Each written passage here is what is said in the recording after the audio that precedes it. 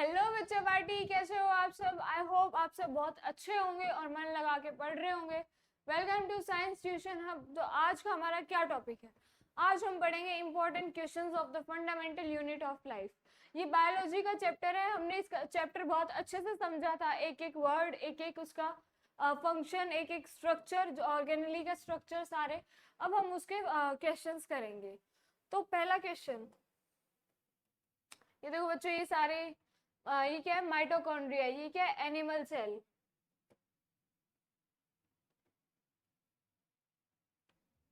The plasma membrane is made up of which two components? Plasma membrane किन किन दो components की बनी होती है बच्चों, बताओ। Plasma membrane is made up of lipids and proteins. ये लिपिड्स एंड प्रोटीन्स कहाँ पे बनते हैं?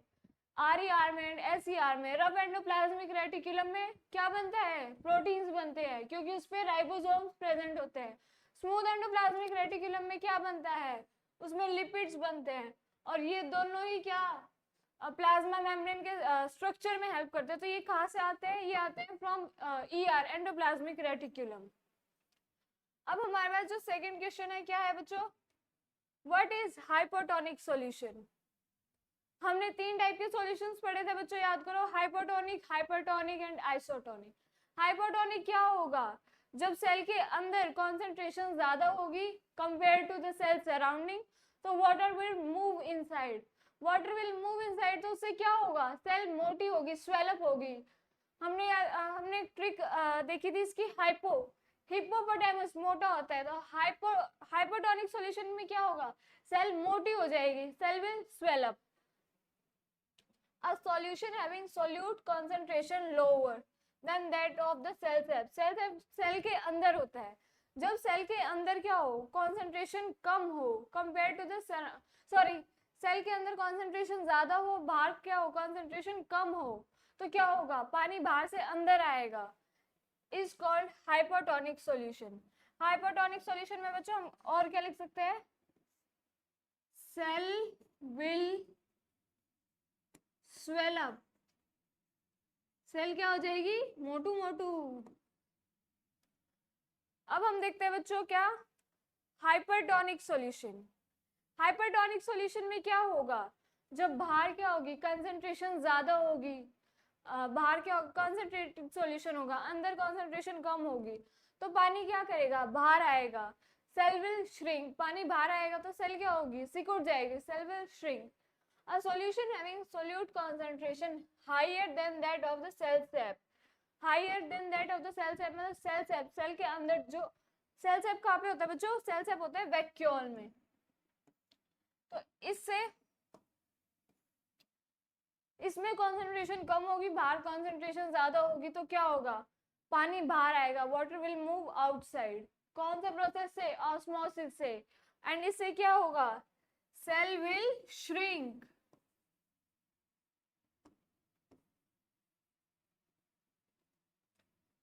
सेल क्या हो जाएगी? सिकुड़ जाएगी। अब तीसरी कंडीशन हमें पता है बच्चों,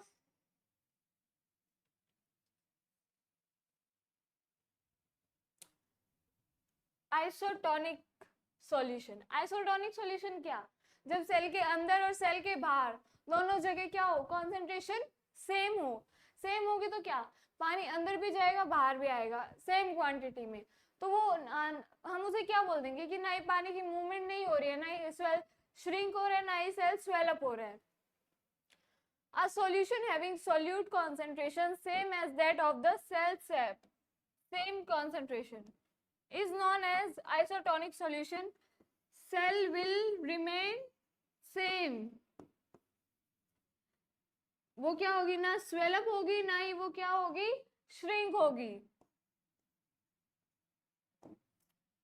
नेक्स्ट क्वेश्चन बच्चों, cell wall is made up of which component? बताओ सेल वॉल किसकी बनी होती है? Cell wall is made up of cellulose in plants. Plants में सेल वॉल किसकी बनी होती है? सेल्यूलोज की। वहीं पे अगर हम बात करें फंजाई की, फंजाई में सेल्यूलोज किसकी बनी होगी बच्चों? हमने पढ़ा था काइटिन की। चिटिन नहीं बोलना बोलेंगे काइटिन। एक और पढ़ेंगे, बैक्टीरिया। बैक्टीरिया में सेल वॉल किसकी बनी होगी बच्चों? बैक्टीरिया में सेल वॉल बनी होगी पेप्टाइडोग्लाइकेन। नाम थोड़े मुश्किल लगते हैं बच्चों, फर्स्ट टाइम सुनते हैं। जब हम बार बार इसे बोलते हैं, बार बार इसको लिख के देखते हैं तो बहुत इजीली याद हो जाते हैं। Peptidoglycan.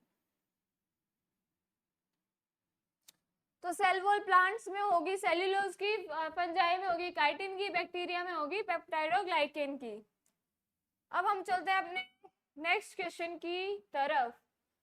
Give an example of unicellular organism. Unicellular organism, पहली बात तो होते क्या हैं? जो ऑर्गेनिज्म सिर्फ एक सेल से बना हो, उसका जो सारा मेटाबॉलिज्म हो रहा है वो एक सेल में हो रहा है, तो उस ऑर्गेनिज्म को क्या बोलेंगे हम? Unicellular organism. यूनिसेल्युलर ऑर्गेनिज्म में क्या क्या आ जाएगा बच्चों? Amoeba, bacteria, paramecium, Chlamydomonas,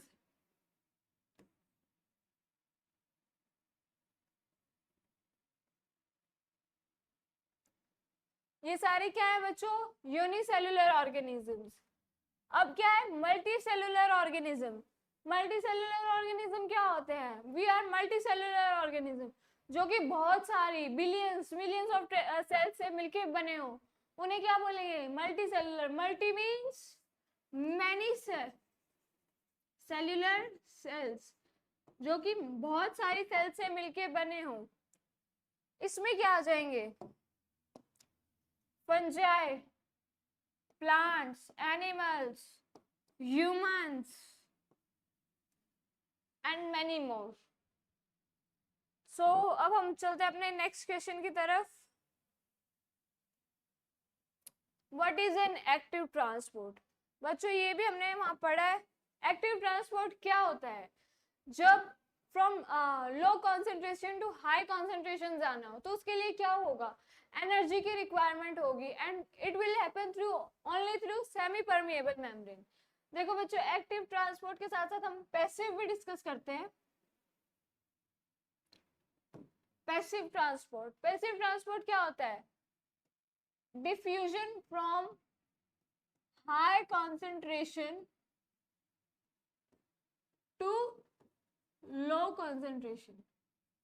this will happen without any energy requirement. इसमें एनर्जी की कोई रिक्वायरमेंट नहीं होगी। बट अगर हम बात करें एक्टिव ट्रांसपोर्ट की, यहाँ पे एनर्जी की रिक्वायरमेंट होगी।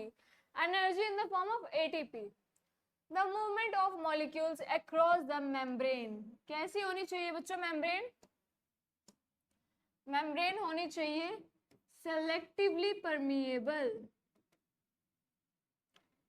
permeable membrane in the cell against the concentration gradient. Against the concentration gradient मतलब low to high concentration, with the help of ATP. Energy in the form of ATP units is called active transport. अच्छा बच्चों एक बात, active transport में क्या बड़े molecule, solid molecule जो होते हैं वो किस एक्टिव ट्रांसपोर्ट से होते हैं?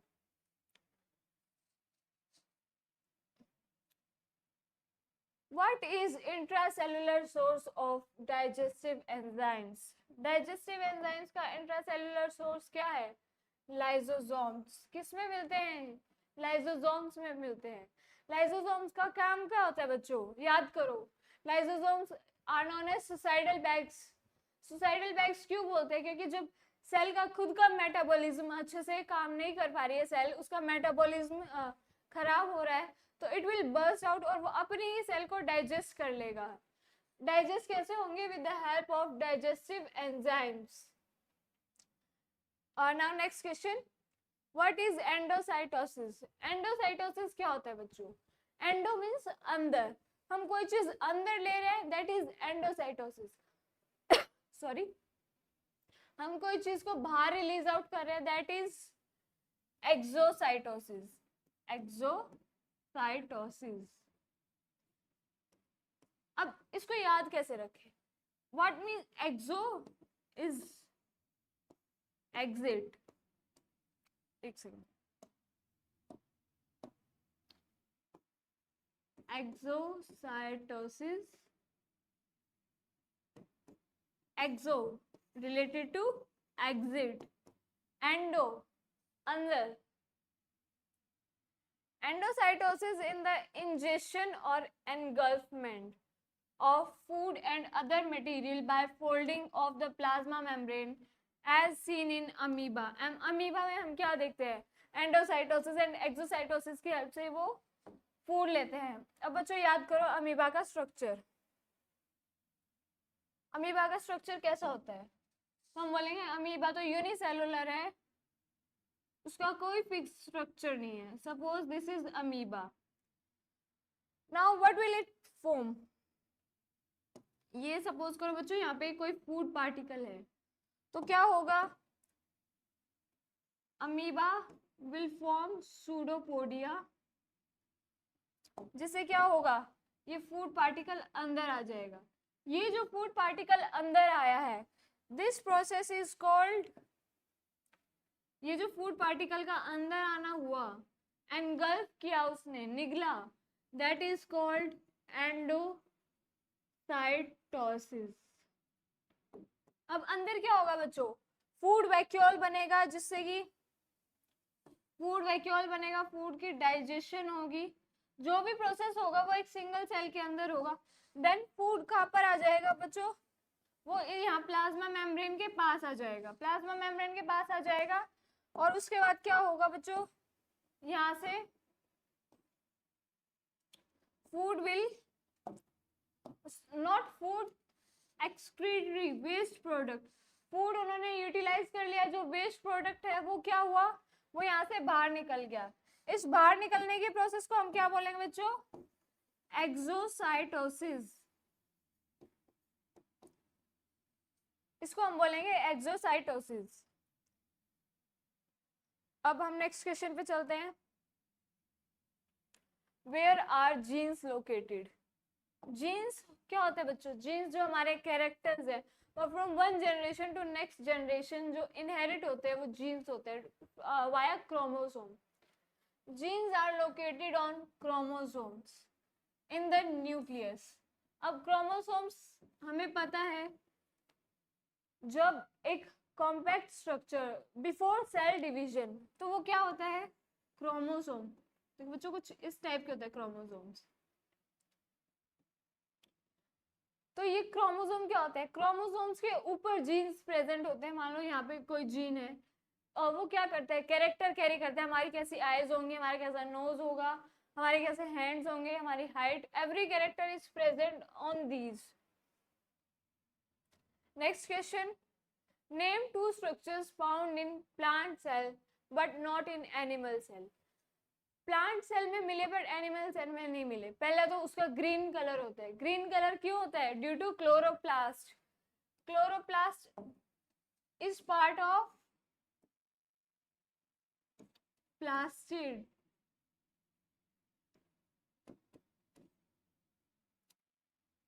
Second, cell wall. जो प्लांट्स होते हैं उनके सराउंडिंग में क्या होती है? सेल वॉल होती है. एनिमल्स में वो सेल वॉल एब्सेंट होती है. Name two structures. अच्छा बच्चों इसमें एक चीज और, बहुत बच्चे इसमें सोचते हैं vacuole, but vacuoles animal cell में भी होते हैं, बट वो छोटे होते हैं एंड न्यूमरस इन नंबर होते हैं. इसमें एक बड़ा वैक्यूल होता है. तो कभी कभी बच्चे कंफ्यूज हो जाते हैं कि वैक्यूल इज प्रेजेंट और नॉट. तो वैक्यूल दोनों में प्रेजेंट होता है. फर्क क्या होता है? उसका साइज का फर्क होता है.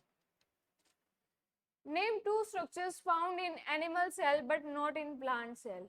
तो ऐसे कौन से दो स्ट्रक्चर होंगे जो एनिमल सेल में तो मिलेंगे बट प्लांट सेल में नहीं मिलेंगे? That are lysosomes and centrioles. Centrioles बच्चों जब सेल डिवीजन होता है उस टाइम इसका फंक्शन होता है, एंड ये प्लांट सेल में नहीं मिलता है, ये एनिमल सेल में ही मिलता है.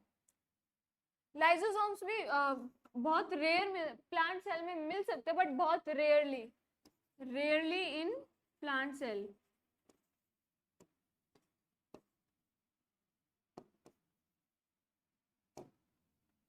चलो बच्चों हम अब नेक्स्ट क्वेश्चन पे मूव करते हैं. Which organelle is involved in the formation of lysosomes? Lysosomes बनाने में कौन सी organelle involved होती है? तो lysosomes बनाने में कौन सी organelle होती है? Golgi apparatus. गोल्गी apparatus का बच्चों एक बार functions याद करते हैं. क्या functions होते हैं? Modification, packaging, storing. तो वहीं से जब ER से प्रोटीन्स लिपिड्स बन के निकलते हैं वो क्या होते हैं? गोल्गी बॉडीज में जाते हैं. ये ऐसे सैक्स की फॉर्म में प्रेजेंट होते हैं. इनको क्या बोलते हैं बच्चों? Cisternae. These are cisternae. And यहाँ से जो भी सब्सटेंस बनता है वो वेसिकल्स की फॉर्म में सिक्रीट आउट हो जाता है. तो जो लाइसोसोम्स होते हैं वो भी इसी में बनते हैं. What is the outermost layer found in animal cells? Animal cells में बच्चों हमें पता है सेल वॉल एब्सेंट होती है. सेल वॉल एब्सेंट होती है तो उसके बाहर आउटर मोस्ट लेयर कौन सी मिलेगी? बताओ कौन सी मिलेगी? प्लाज्मा मेम्ब्रेन और सेल मेम्ब्रेन और सिलेक्टिवली परमिएबल मेम्ब्रेन और सेमी परमिएबल मेम्ब्रेन. अब ये मत सोच रहे ये चार नाम किसके आ गए? ये चारों के चार नाम हम किसको बोलते हैं? प्लाज्मा मेम्ब्रेन को ही बोलते हैं. What is the outer most layer found in plant cell? Plant cell की आउटर मोस्ट लेयर क्या होती है बच्चों? Cell wall. उसमें प्लाज्मा मेम्ब्रेन होती है सेकेंड लेयर. फर्स्ट लेयर होती है जो आउटर मोस्ट होती है वो होती है सेल वॉल. किसकी बनी होती है बच्चों? अभी हमने ऊपर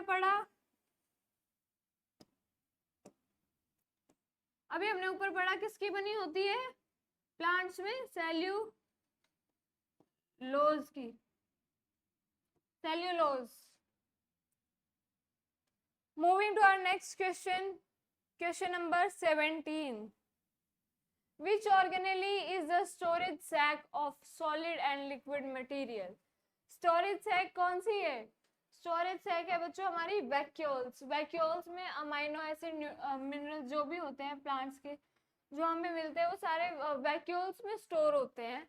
Vacuole प्लांट्स में up to 50 to 90% space cover करता है. जिसकी वजह से क्या होता है बच्चों? प्लांट सेल में न्यूक्लियस जो होता है एक साइड में प्रेजेंट होता है. जो सेंटर में प्रेजेंट होता है वो होता है वैक्यूल. वैक्यूल का काम क्या होता है? स्टोरेज करना. Now moving to our next question.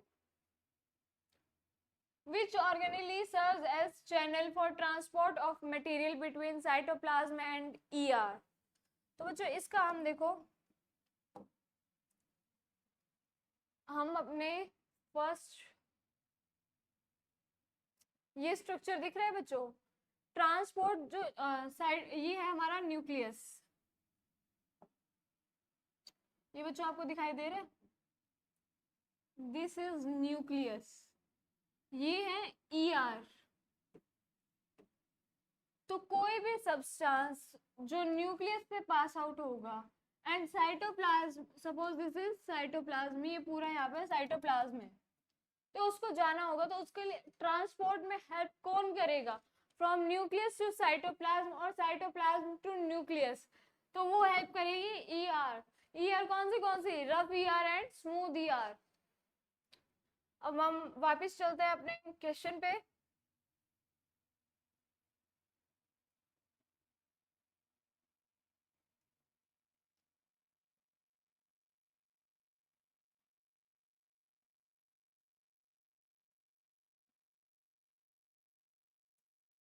Which organelle is associated with the ribosomes formation? Ribosomes कहाँ पर बनते हैं?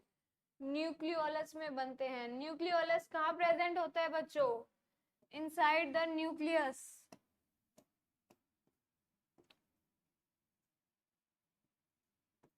इनसाइड द न्यूक्लियस एक डार्कली स्टेन्ड स्ट्रक्चर होता है. Nucleus is what? Nucleus is called what? Brain of the cell. Brain of the cell. और क्या बोलते हैं इसको हम? Control centre of the cell. Control centre of the cell. तो इसके अंदर एक डार्कली स्टेन्ड ये स्ट्रक्चर आपको दिखेगा. This is called nucleolus.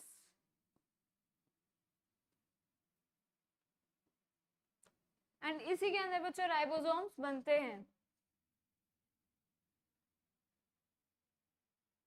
Moving to our next question. What are chromosomes made up of? Chromosomes किसके बने होते हैं बच्चों? DNA and proteins. हमने ये वहां पे भी डिस्कस किया था. कौन सा प्रोटीन होता है? Histone protein. बच्चों देखो क्रोमोसोम का स्ट्रक्चर बहुत बड़ा होता है, मीटर्स. तो उसको कंडेंसली पैक करना कि वो न्यूक्लियस के अंदर आ जाए, उसको कंडेंसली पैक करने के लिए क्या होता है, प्रोटीन्स के ऊपर this DNA is wrapped around protein. Suppose this is a protein and DNA ऐसे रैप्ड अराउंड होता है इसके चारों तरफ. इससे क्या होता है, कम स्पेस में भी ज्यादा डीएनए जो है वो आ सकता है. एंड ये स्ट्रक्चर ये डीएनए एंड प्रोटीन्स को क्या बोलेंगे हम, क्रोमोसोम्स. तो क्रोमोसोम्स किससे बने होते हैं? Made up of DNA and protein. Define plasmolysis. Plasmolysis क्या होता है बच्चों? ये हाइपरटोनिक कंडीशन, हाइपरटोनिक सॉल्यूशन होता है, उसकी कंडीशन होती है. इसमें क्या होता है बच्चों, जो सेल है, प्लांट सेल है, दिस इज प्लांट सेल. एक सेकेंड, दिस इज, चलो प्लांट सेल है तो ग्रीन से बनाते हैं. ये प्लांट सेल, इसके बाहर क्या है, एक डेड लेयर है which is called dead and rigid layer called cell wall. अब यहाँ पे कंडीशन कौन सी होगी बच्चों? हाइपरटोनिक की. हाइपरटोनिक से क्या हो रहा है, हाइपरटोनिक में क्या होता है, अंदर कॉन्सेंट्रेशन हाई, बाहर concentration low. So water will move from, osmosis कहाँ से कहाँ होगी, फ्रॉम हाई टू लो. तो वाटर विल मूव आउटसाइड. अब वाटर जो बाहर निकलेगा तो क्या होगा, ये cell wall it will remain as it is. But जो अंदर का कंटेंट है बच्चों, जो ये साइटोप्लाज्म है, अगर इसमें से पानी निकल गया तो ये क्या हो जाएगा, दिस विल श्रिंक. तो प्लाज्मोलाइसिस की कंडीशन क्या होती है, हाइपरटोनिक कंडीशन होती है, जिसमें क्या होता है, श्रिंकेज ऑफ द साइटोप्लाज्म. और ये जो सेल वॉल है, ये डेड लेयर है, इसकी वजह से क्या होता है, ये वहीं पर रहती है और जो साइटोप्लाज्म में जो लिविंग कंटेंट है वो सिकुड़ जाता है, श्रिंक हो जाता है. It is the shrinkage of cytoplasm due to the loss of water when kept in hypertonic medium. Moving to next. What is nucleoid? बच्चों न्यूक्लियोइड क्या होता है? Nucleoid is found in prokaryotes. Prokaryotes में मिलता है ये. तो जो प्रोकैरियोट्स होते हैं, प्रोकैरियोट्स हमें पता है primitive. Pro means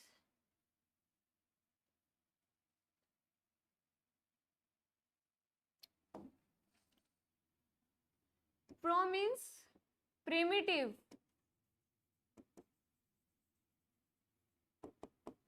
Karyotes from word carrion.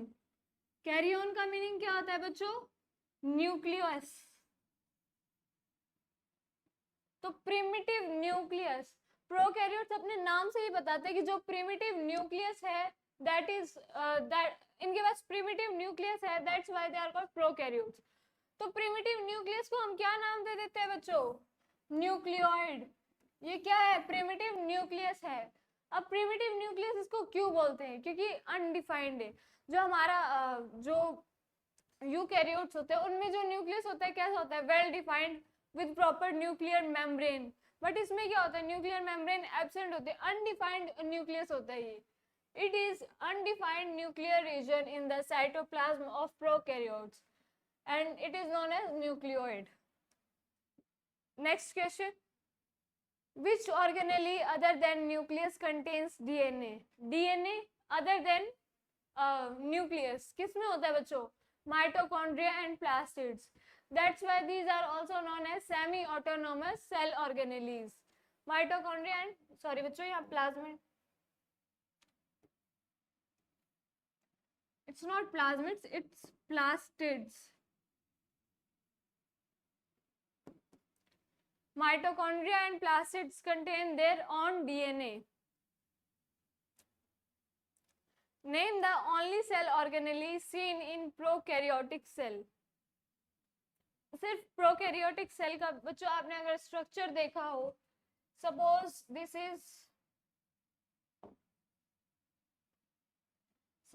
Is bacterial cell,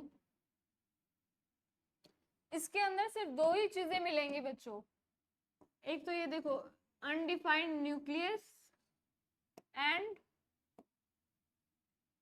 this ribosomes. Ribosomes इसमें कैसे होते हैं, इसमें बच्चों 70S होते हैं।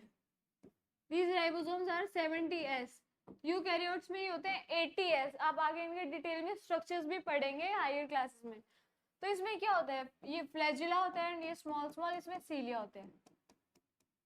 तो ये होता है एक प्रोकैरियोटिक सेल का स्ट्रक्चर। तो सिर्फ इसमें क्या एक सेल ऑर्गेनेली मिलती है जिसको हम बोलते हैं राइबोसोम्स। राइबोसोम्स का बच्चों फंक्शन क्या होता है राइबोसोम्स का, These help in protein synthesis. Which microorganism can be made into crystal? Which microorganism? Viruses. बच्चों वायरसेस जो होते हैं किसी लिविंग होस्ट के बाहर, मतलब एक सराउंडिंग में, these are considered as dead. जब इन्हें कोई होस्ट मिलता है, जब ये किसी की बॉडी में एंटर कर जाते हैं, तब these are considered as livings. So moving to next question, ये आप एक्स्ट्रा क्वेश्चन मान सकते हैं बिकॉज एनसीईआरटी ने वायरसेस के बारे में कोई डिस्कशन नहीं किया है।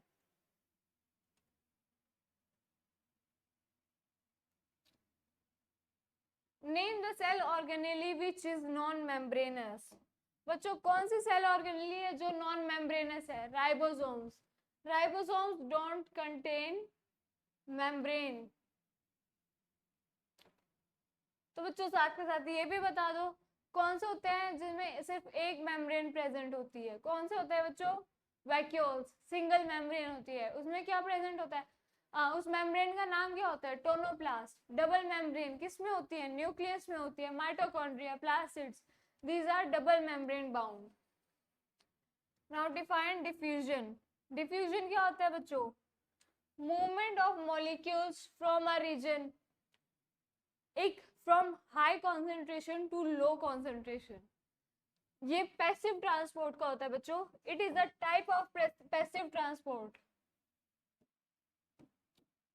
पैसिव ट्रांसपोर्ट का एक टाइप है। दूसरा कौन सा होता है बच्चों, ऑस्मोसिस। ऑस्मोसिस में क्या होता है, वाटर की मूवमेंट होती है। डिफ्यूजन में क्या हो सकता है, सॉलिड, लिक्विड एंड गैस तीनों की मूवमेंट हो सकती है। तो diffusion of molecules from a region of high concentration to the region of lower concentration is called diffusion। अब ये diffusion क्या हो सकती है बच्चों, सेल के अंदर भी हो सकती है। सपोज सेल के बाहर तो हो ही सकती है, यहाँ पे concentration हाई है, यहाँ concentration लो है, तो ये diffusion कहलाएगी। बट सपोज यहाँ concentration लो है और यहाँ concentration हाई है, तो यहाँ से यहाँ जो मूवमेंट होगी from high concentration to low concentration, ये भी डिफ्यूजन ही बोलेंगे इसे हम बच्चों। Why is endocytosis found in animal cells? Animal cell में क्यों बच्चों, क्योंकि प्लांट सेल में बाहर होती है cell wall, it is a rigid structure. तो जो एनिमल सेल है, for endocytosis to occur, the outermost membrane should be flexible like the plasma membrane of the animals. Animals में जो plasma membrane है, that is flexible. But in plant cells, cell wall is the outermost membrane, which is very rigid. Outermost membrane क्या है उसमें, cell wall है, and cell wall क्या है हमें पता है, that is very rigid. Hence endocytosis occur only in animals and not in plants. बच्चों अच्छे से आपको समझ आ रहा है ना, एक एक चीज को जब तक आप समझ नहीं लेंगे अच्छे से तो आप आगे मत बढ़िए, उसको पूरा समझिए।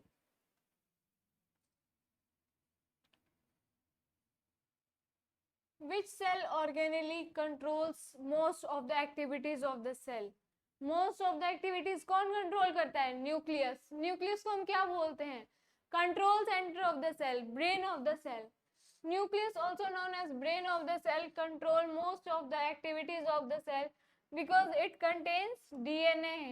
डीएनए की फुल फॉर्म क्या होती है बच्चों? Deoxyribonucleic acid, which contain all the information of the cell. जो भी इंफॉर्मेशन होती है वो सारी, देखो हमारी बॉडी की पूरी इंफॉर्मेशन क्या होती है, हमारे ब्रेन के पास होती है।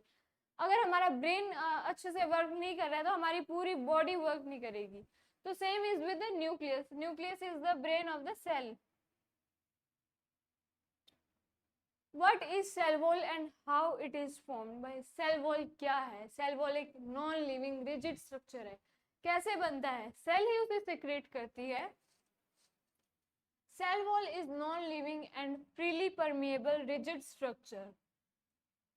cell wall is freely permeable and plasma membrane is selectively permeable, bounding the plant cell. It is secreted by the cell itself for the protection of its plasma membrane and the cytoplasm. तो cell wall का हमें पता है function क्या होता है, उसके shape maintain करता है, उसको प्रोटेक्शन प्रोवाइड करता है। तो ये बता रहे हैं। और ये सिक्रेट कैसे होती है, सॉरी फॉर्म कैसे होती है? सेल वॉल, सेल खुद सिक्रेट करती है सेल वॉल को।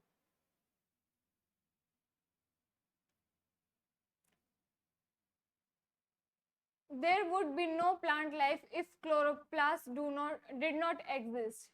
बच्चों ऐसा क्यों बोला गया है कि there would be no plant life?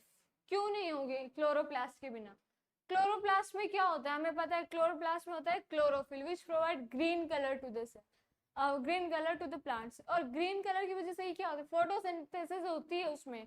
तो अगर फोटोसिंथेसिस नहीं होगी तो प्लांट मर जाएंगे। जब वो अपना फूड ही नहीं बना पाएंगे, उन्हें न्यूट्रिशन ही नहीं मिलेगा, तो वो क्या होंगे, मर जाएंगे and there would be no plant life. Chloroplasts contain the pigment chlorophyll, which is responsible for food preparation in plants. Chlorophyll किस में हेल्प करता है बच्चों? जो उसका न्यूट्रिशन होता है प्लांट्स का, उसमें हेल्प करता है by the process of photosynthesis. Hence, if there is no chloroplast, then there would not have been any plant life. Any plant life will not exist. क्यों नहीं होगी? क्योंकि क्लोरोप्लास्ट नहीं है। क्लोरोप्लास्ट में क्या होता है? क्लोरोफिल, जो कि फोटोसिंथेसिस में हेल्प करता है। Why is Golgi apparatus called secretory organelle of the cell? Golgi apparatus को secretory organelle क्यों बोलते हैं बच्चों? This is because it packages material synthesized in the ER. जो ER में मटेरियल सिंथेसाइज हुआ है उसको क्या होता है, उसका पैकेजिंग कहाँ पर होता है? गोल्गी बॉडीज में। Dispatched it to intracellular. Intracellular means inside the cell.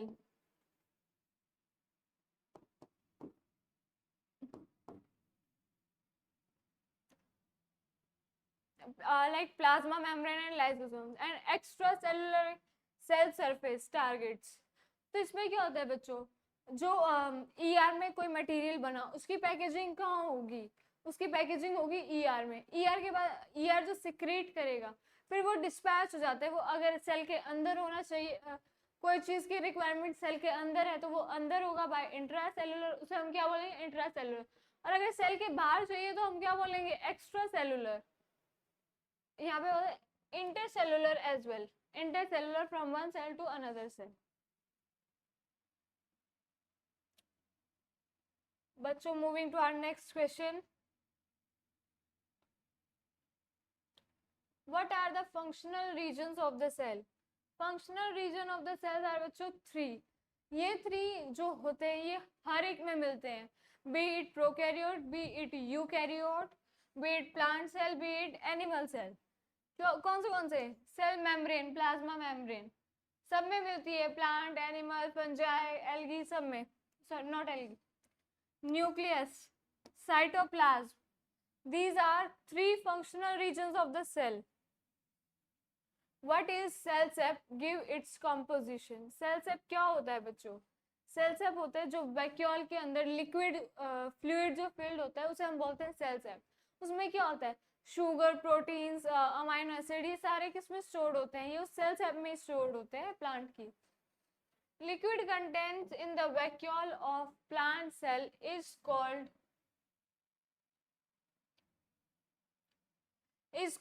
cell sap.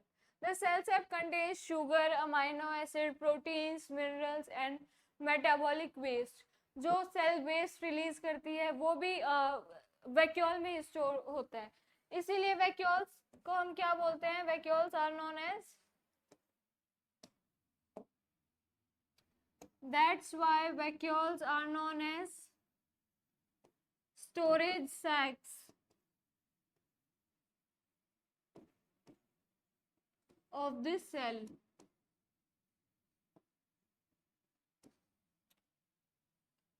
तो बच्चों अब हम अपने नेक्स्ट क्वेश्चन पे चलते हैं. What is the significance of pores present on the nuclear membrane? अब बच्चों हम वापस अपनी न्यूक्लियस को देखेंगे. ये बच्चों देखो ये न्यूक्लियस है, न्यूक्लियस पे क्या प्रेजेंट है, ये पोर्स. देखो ये पोर आपको दिखाई दे रहा है, मैं इसको थोड़ा और जूम करती हूँ.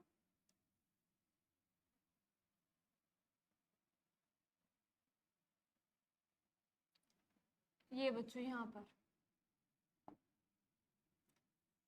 ये सिर्फ एक पोर नहीं, ऐसे बहुत सारे पोर्स न्यूक्लियर मेम्ब्रेन पे प्रेजेंट होते हैं. ये जो आपको ये डार्क डार्क ये स्पॉट्स दिख रहे हैं, ये क्या है, ये पोर्स है.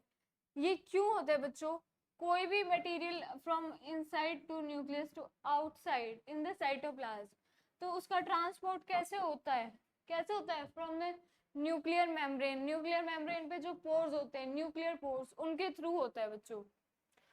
अब हमने न्यूक्लियर पोर देख लिए, अब हम वापस चलते हैं अपने क्वेश्चन पे.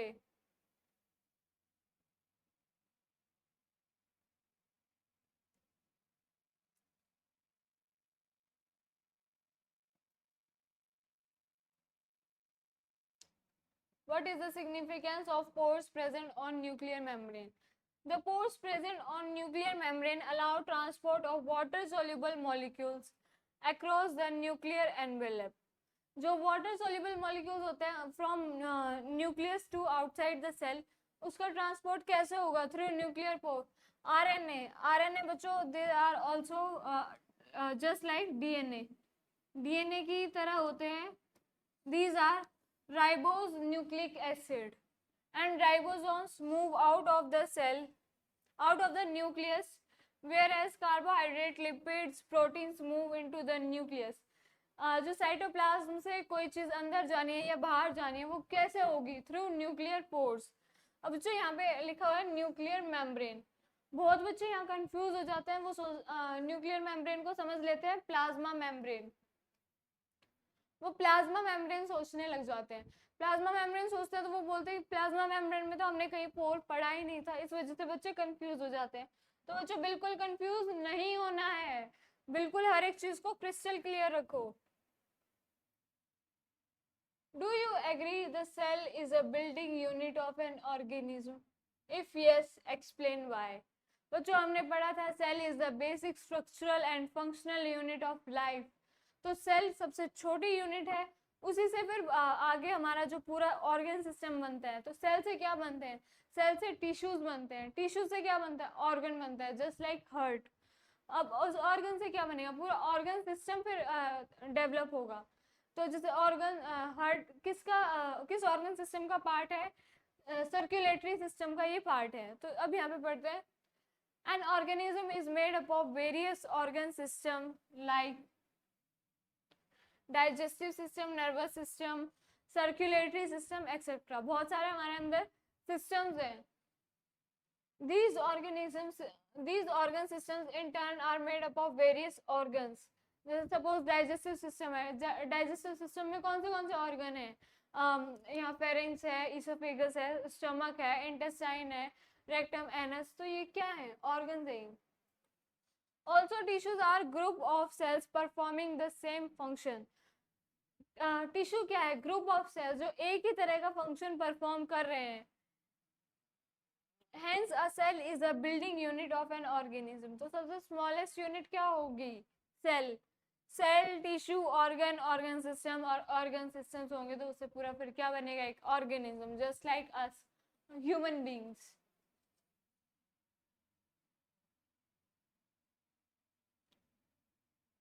If you are provided with some vegetables to cook, you generally add salt into the vegetables. हम सब्जियों में नमक डालते हैं, सारे डालते हो ना। After adding salt vegetables release water. बच्चों वेजिटेबल से यहाँ पे हम लेते हैं सैलेड।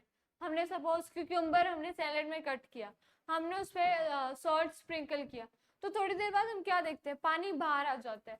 तो ऐसा क्यों हो रहा है, ये कौन सी कंडीशन है, हाइपरटोनिक कंडीशन है। बच्चों यहाँ पे थोड़ी सी मिस्टेक है, यहाँ पे ये हाइपोटोनिक नहीं होगा, this is hypertonic condition.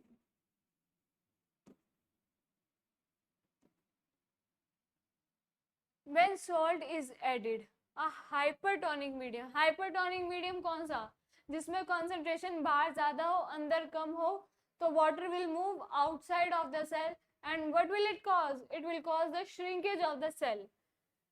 Hypertonic medium is created, that is concentration of salt molecules is more outside, outside concentration ज़्यादा है then outside the vegetables then inside, inside concentration कम है। तो क्या होगा, फ्रॉम हाई कॉन्सेंट्रेशन, एक second बच्चों, hypertonic condition है तो क्या होगा, बाहर कॉन्सेंट्रेशन ज्यादा है अंदर कॉन्सेंट्रेशन कम है सॉल्ट की, तो water will move from high concentration to low concentration. High concentration कहाँ है वाटर की, inside the cell,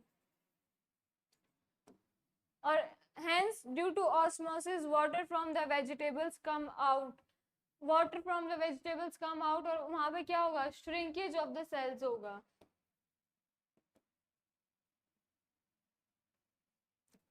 concentration of salt बच्चों याद रखना, ऑस्मोसिस में वाटर की मूवमेंट होती है, अगर बाहर सॉल्ट की कॉन्सेंट्रेशन ज्यादा है तो इसका मतलब वाटर की कॉन्सेंट्रेशन क्या है बच्चों, वहां कम है, और बाहर वाटर की कॉन्सेंट्रेशन कम है सेल के अंदर ज्यादा है, तो वो कौन सी कंडीशन हुई, that is hypertonic condition. Moving to next, how are chromatin, chromatid and chromosomes related to each other। बच्चों जो एक सेल है उसके अंदर न्यूक्लियस है, तो न्यूक्लियस में जो क्रोमेटिन जो क्रोमोसोम्स है वो ऐसे कंडेंस्ड फॉर्म में नहीं होता है, वो ऐसे बिखरा हुआ थ्रेड लाइक, वैसे थ्रेड लाइक स्ट्रक्चर होता है, वो होता है chromatin. Chromatin is a thin thread-like structure which is composed of DNA, deoxyribonucleic acid, and proteins to form a rod-like. This is chromatid, rod-like structure. Two similar chromatid attach at a centromere. Centromere बच्चों यहाँ पे होता है, ये आप higher classes में और detail में पढ़ेंगे। ये एक क्रोमेटिड है, ये रॉड लाइक स्ट्रक्चर है, एंड एक और क्रोमेटिड जब इससे अटैच हो जाएगा तो ये क्या बन जाएगा, two similar chromatid attach to a centromere to form a chromosome, उससे क्या बन जाएगा बच्चों, क्रोमोसोम बन जाएगा।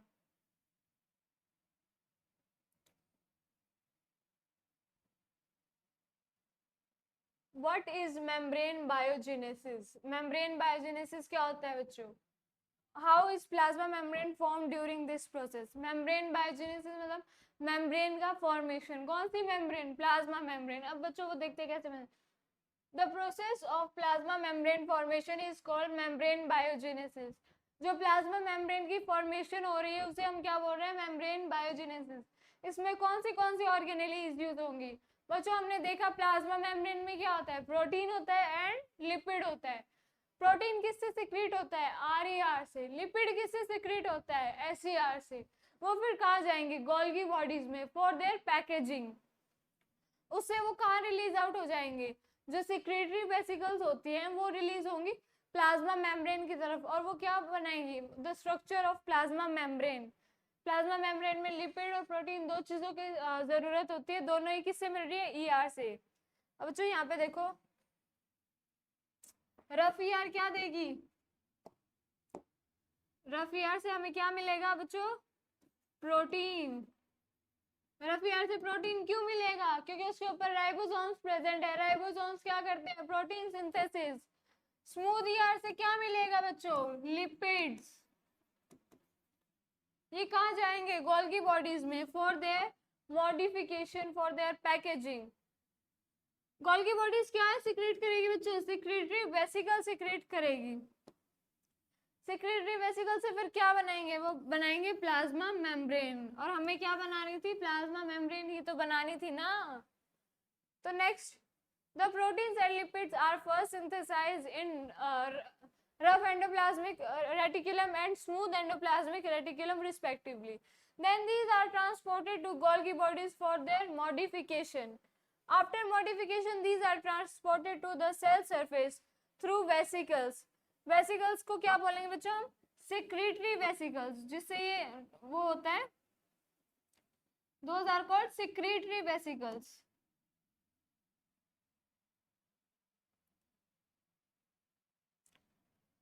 Which buds off from the Golgi complex to fuse with the cell membrane and form a part of the cell membrane. तो इससे क्या बना, ये क्या प्रोसेस बोलेंगे इसे, मेम्ब्रेन बायोजेनेसिस।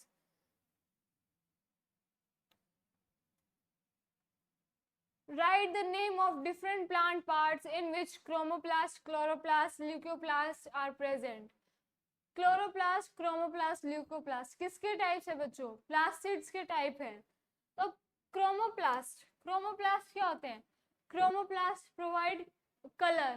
कलर कैसे, फ्रूट्स हम देखते हैं पूरा प्लांट अगर ग्रीन है, बट ऐसा नहीं है कि सारे फ्रूट्स ग्रीन होते हैं, फ्रूट्स के डिफरेंट कलर्स होते हैं, इतने सुंदर सुंदर कलर्स होते हैं। सेम विथ फ्लावर्स, उसके इतने सुंदर सुंदर कलर्स होते हैं। तो वो कहाँ से आते हैं, वो मिलते हैं उन्हें क्रोमोप्लास्ट से। Chromoplasts are present in flower, fruit or any colored part other than the green color. जो green color leaves में होता है, stem में होता है, वो कहाँ से आता है, वो मिलता है chlorophyll से। Chloroplasts are present in leaves and stem of plant. Leaves और stem वो क्या होते हैं, green color के होते हैं, वो chloroplast होता है उसमें। Leucoplast का काम क्या होता है बच्चों, इसका काम होता है स्टोरेज का। are present anywhere in plants as they are colorless. इनका कोई कलर नहीं होता है। and store food, food क्या बच्चों, oils, proteins, starch। ये कौन स्टोर करता है, ये स्टोर करता है leucoplast. What is cell division, cell division क्या है बच्चों, एक सेल से जब दो नई डॉटर सेल्स बनती हैं तो वो किस प्रोसेस से, सेल डिवाइड करके वो दो डॉटर सेल बना रही है। तो वही यहाँ पे लिखा हुआ है, cell division is the process of two or more daughter cells of its own type. अगर ह्यूमन की सेल है तो वो ह्यूमन की सेल जैसे ही दो सेल बनाएगी, अगर वो फंजाई की सेल है तो वो फंजाई की सेल जैसे ही दो सेल बनाएगी, of their own type from the mother cell, mother cell or parent cell.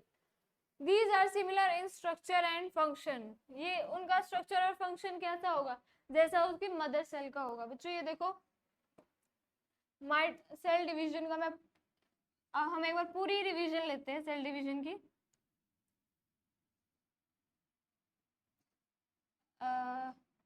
आ गया,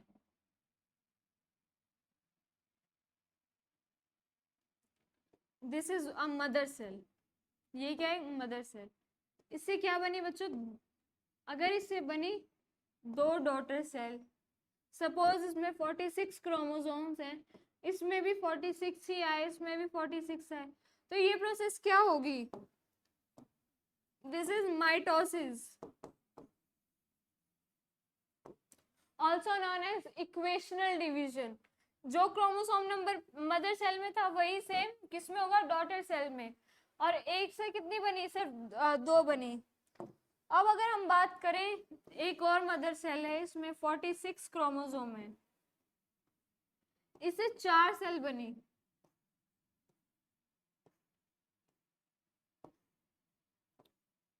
ये बच्चों 4 सेल बनी, क्रोमोसोम नंबर क्या हो गया, चारों में हाफ हो गया, 23 23 23 23।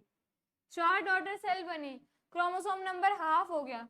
ये वाला प्रोसेस कौन सा है बच्चों, this is meiosis.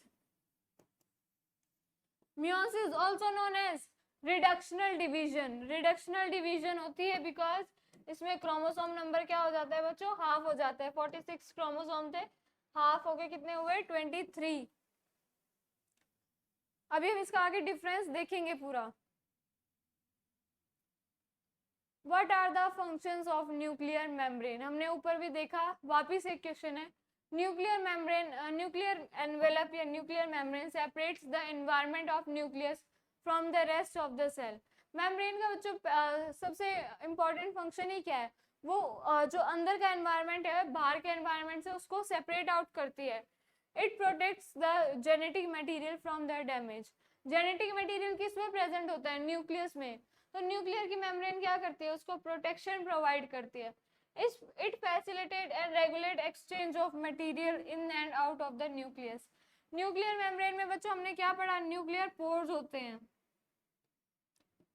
Nuclear membrane is double, nucleus is double membrane bound. दो मेम्ब्रेन्स होते हैं बच्चों।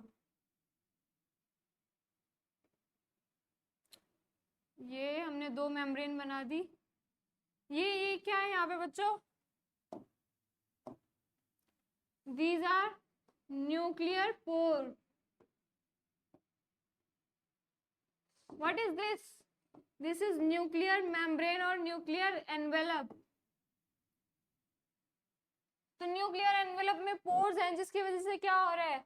Regulates exchange of materials in and out of the nucleus. Right a short note on Golgi apparatus. Golgi apparatus क्या होते हैं बच्चों? Membrane bound system होता है जिसमें ईआर होती है, गोल्गी बॉडीज होती हैं। तो उसमें क्या है गोल्गी बॉडीज का फंक्शन? उसमें लाइसोसोम्स भी होते हैं। तो गोल्गी बॉडीज और गोल्गी एपेरेटस और गोल्गी बॉडीज और Golgi complex is composed of membrane bound fluid filled vesicles, vacuoles and cisternae. Cisternae का बच्चों सी,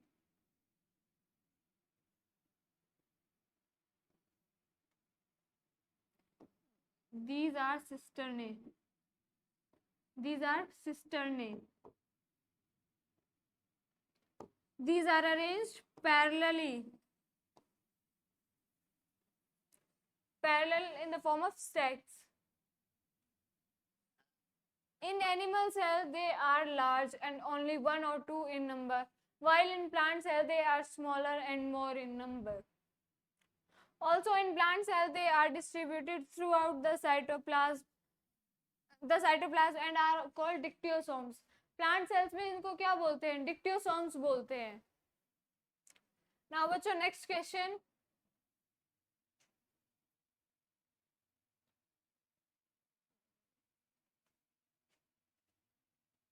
right the function of Golgi bodies. अब गोल्गी बॉडीज का फंक्शन क्या है? मेन हम जो बोलते हैं three function, packaging, modification and storage.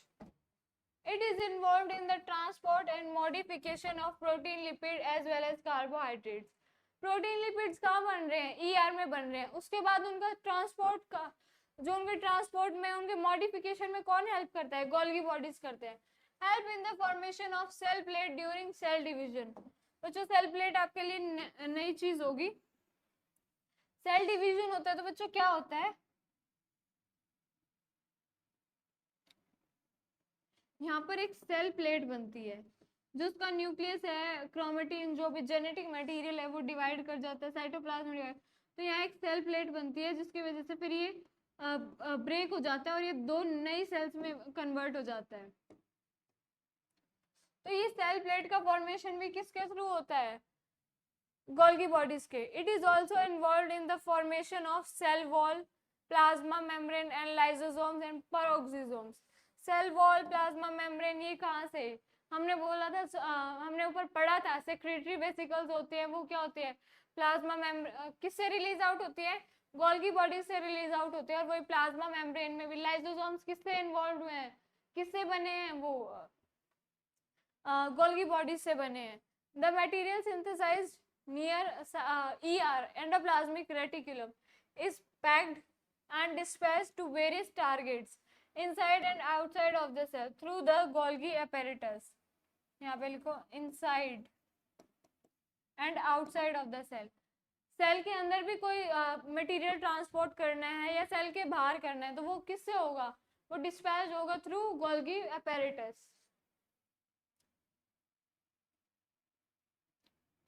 अब बच्चों हम डिफरेंसेस देखेंगे। Difference prokaryotic cell and eukaryotic cell. Prokaryotic cell और यूकैरियोटिक सेल में क्या डिफरेंस है? They are generally small in size. जो प्रोकैरियोटिक सेल्स होते हैं, प्रिमिटिव सेल्स होते हैं, स्मॉल इन साइज होते हैं, from 1 to 10 micrometer. Eukaryotic cells are generally large in size, they are from 5 to 100 micrometers, 5 to 100 micrometers. अब prokaryotic में main हम क्या देखते हैं, उनका न्यूक्लियस जो होता है, nuclear region is poorly developed, undefined nucleus होता है। वहीं यूकैरियोट्स में क्या होता है, प्रॉपर्ली वेल डिफाइंड न्यूक्लियस होता है जिसकी एक न्यूक्लियर मेम्ब्रेन होती है। Nuclear region is poorly defined in prokaryotes due to absence of nuclear membrane. अब उसको क्या बोलते हैं, उसको हम बोलते हैं न्यूक्लियोइड। एंड जिसमें न्यूक्लियर रीजन प्रॉपर्ली डिफाइंड होता है उसे हम क्या बोलते हैं, nucleus. Nuclear region is well defined and surrounded by nuclear membrane, तो यहाँ पे हम इसे क्या बोलेंगे, न्यूक्लियस बोलेंगे। Single chromosome is present, more than one chromosome is are present, doesn't contain membrane bound organelles. Prokaryotes में सिर्फ एक ऑर्गेनेली मिलती है, कौन सी मिलती है बच्चों, राइबोसोम। और यहाँ पर तो हमने देखा ही है कि सारी organelles, Golgi bodies, ER, vacuoles, सारी चीजें मिलती है किसमें, यूकैरियोटिक सेल में, यूकैरियोटिक ऑर्गेनिज्म। नेक्स्ट है बच्चों पैसिव ट्रांसपोर्ट और एक्टिव ट्रांसपोर्ट। हमने ऊपर भी देखा था। पैसिव ट्रांसपोर्ट क्या, जिसमें कोई एनर्जी की रिक्वायरमेंट नहीं है, from high concentration to low concentration, वो विदाउट एनी एनर्जी के हो जाता है। Substance move from high concentration to low concentration. Substance move from low concentration to high concentration. Against the concentration gradient जब वो जाएंगे तो उन्हें क्या होगा, यहाँ पर पैसिव ट्रांसपोर्ट में क्या होगा, no energy is required. Active transport में क्या होगा, एनर्जी इज रिक्वायर्ड। अब जो बच्चों अपने आप हो रहा है प्रोसेस, अपने आप हो रहा है तो वो क्या होगा, स्लो प्रोसेस। जिस प्रोसेस में हम एनर्जी दे रहे हैं, हम उसे पुश करें कि जाओ अभी जाओ, तो वो क्या होगा, फास्ट प्रोसेस होगा। ओनली स्मॉल और water molecules can transport passively. जो छोटे छोटे मॉलिक्यूल्स होंगे या फिर वाटर, सिर्फ वही पैसिव ट्रांसपोर्ट होंगे। जो बड़े मॉलिक्यूल्स होंगे, सॉलिड मॉलिक्यूल्स होंगे, वो किससे होंगे, बाय एक्टिव ट्रांसपोर्ट। अब नेक्स्ट देखते हैं, unicellular organism, multicellular organism. Unicellular क्या बच्चों, जो एक सेल से बना हो। मल्टीसेलुलर क्या, जो बहुत सारी सेल से बना है। तो unicellular composed of one cell, multicellular composed of more than one cell. अब जो बना ही एक सेल से है तो उसकी बॉडी में क्या डिफरेंशिएशन हो गया, क्या उसकी बॉडी कॉम्प्लेक्सेशन होगा, कुछ कॉम्प्लेक्सेशन नहीं होगा।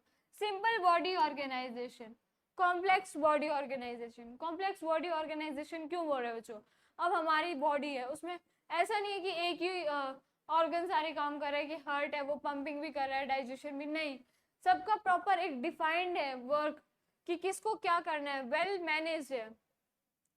Single cell carry out all necessary functions of life, multiple cells perform different functions. Multiple cells क्या कर रहे हैं, वो टिश्यूज बना रहे हैं, टिश्यू से क्या बन रहा है, ऑर्गन बन रहा है, ऑर्गन से क्या बन रहा है, ऑर्गन सिस्टम। ऑर्गन सिस्टम का क्या, हर ऑर्गन सिस्टम का अपना एक वर्क डिफाइंड है कि वो वही काम करेगा। ऐसा नहीं है कि आज हार्ट क्या कर रहा है, पंपिंग कर रहा है, कल को वो क्या करे, डाइजेशन। माइक्रोस्कोपिक, एक सेल है तो डेफिनेटली वो बहुत छोटी है, माइक्रोस्कोपिक होगी। व्हाट अबाउट मल्टी सेलुलर, वो क्या होंगी, मैक्रोस्कोपिक। हम इतने बड़े, हम नेकेड आई से दिखाई देंगे, हमारे लिए कोई माइक्रोस्कोप की जरूरत नहीं है। सेल डिफरेंशिएशन इज एब्सेंट, जब सेल है ही एक तो उसका क्या डिफरेंशिएशन होगा, यहाँ पे सेल डिफरेंशिएशन इज प्रेजेंट। अब इसके एग्जांपल्स बच्चों, अमीबा, पैरामीशियम, हमने ऊपर भी इसके एग्जांपल्स पढ़े हैं ना, bacteria, Chlamydomonas, plant, animal, fungi.